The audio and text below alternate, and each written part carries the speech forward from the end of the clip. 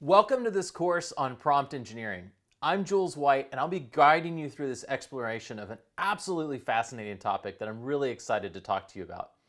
I'm an associate professor in computer science at Vanderbilt, and I'm the associate dean of strategic learning programs in Vanderbilt School of Engineering. I'm going to talk to you about this really fascinating and timely and important topic for all of us, which is how do we interact with large language models like ChatGPT? Now, I really hope that this course inspires you to start using large language models like ChatGPT. And we'll talk about what large language models are in more detail in this course. But you can sort of use it interchangeably until we talk about it, as ChatGPT is a large language model. Now, we've seen a lot of back and forth and discussion in the news about what are these tools. And what we've really seen them presented as, in some respects, as tools for cheating on exams or writing essays. We've seen them presented as tools for plagiarism or tools that are going to take over the world. And I really want to reshape your discussion of these tools and make you see that they're also, and primarily from my perspective, a new tool to really help unlock human creativity, to allow you to do things that you couldn't do before, to actually take your thoughts and give them form and do it really rapidly.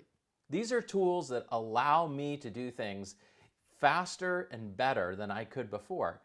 Now, I came into computer science. I actually started from visual art. I went into East Asian studies for a while, and then I ended up being a computer scientist.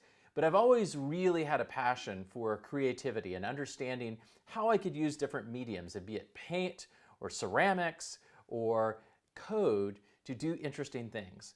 And I look at large language models as sort of a new fundamental medium. I can use it for programming, but I can also use it to create art. I can use it to improve my writing. I can use it to help perform thought experiments. There's so many interesting uses for these large language models like ChatGPT, and we're not properly seeing them discussed. And so what this course is really about is it's teaching you how to leverage all of these interesting capabilities of these models. But in order to leverage these capabilities, in order to go and do the really creative things, you have to understand how you write prompts. And that's what this class is about, is how you interact with ChatGPT or another large language model. A prompt is what you write and give to ChatGPT or another one of these models to get some type of output. But these are fundamentally really exciting tools that I think expand the capabilities that we have as humans to express ourselves, to explore new ideas, and to create realizations of our ideas faster than ever before. Now, to get started on this course, I've actually enlisted ChatGPT's help to welcome us to the course, tell us a little bit about what we're going to learn. ChatGPT says, "Welcome to the course on prompt engineering. In this course, you will learn about the exciting field of prompt engineering, which is all about creating prompts that can program large language models to produce high-quality outputs." Now, don't worry. We'll talk a little bit about this. Do you need to be a programmer? We'll ask ChatGPT in a second. We will explore the different types of prompts, their patterns, and techniques for refining and improving them. You will also learn how to use large language models for various tasks, such as knowledge exploration, prototyping, content production, and assessment. By the end of the course, you will have a better understanding of how to effectively use large language models and their potential to shape the future of computing. Let's get started. Well, my first question that comes up out of this is, I want to make sure that I don't have to be a programmer to benefit from this course. Do I need to understand programming to take this course? No, you do not need to have any programming experience to take this course. The focus of this course is on creating effective prompts and using large language models to achieve your desired outputs. While an understanding of program could be helpful, it is not necessary to understand the concepts and techniques we will be covering in this course. What other things might be helpful to me to know before taking this course? While programming experience is not necessary, it would be helpful if you have some familiarity with basic computer concepts such as file management, opening and saving files, and using a command line interface. Now, by command line interface, we mean something like ChatGPT. Additionally, having good writing skills and the ability to think creatively will be important in generating effective prompts for large language models. Finally, being open to exploring new and evolving technologies and approaches will be key to getting the most out of this course.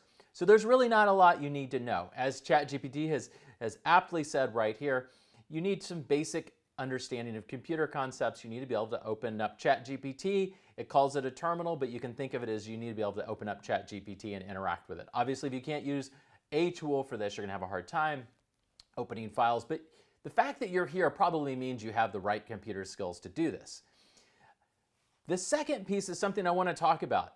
Now, we think of these models as something that came out of computer science, but they're actually things that having experience writing, being able to think about writing clearly and effectively is actually really helpful in this.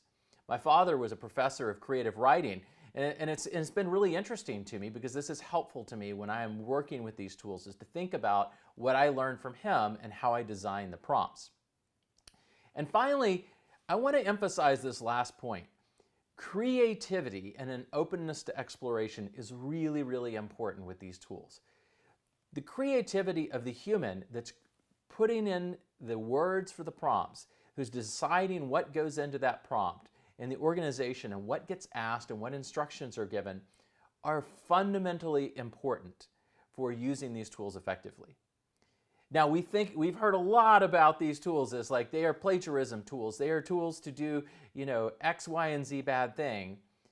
But the truth is, if you really want to use them effectively, you have to be skilled. You have to be a creative thinker, a creative problem solver. The more creative you are, the better the outputs are going to be. You also need an openness to explore. You have to remember, this is very early days for these tools, and we haven't developed the best practices in all the different domains for how we're going to use these tools, for how we're going to write prompts, for every domain from healthcare to customer service to creative writing, whatever the domain is, we're still figuring out how to write the best prompts. And so having an openness to go and explore and try out different things is really important. In fact, when you're programming with these tools or working with these tools, and don't get scared because I said programming, because you'll see that you can program with these tools. Anybody can, just by writing normal human language. But when you're working with these tools, often you need to go and try out different things.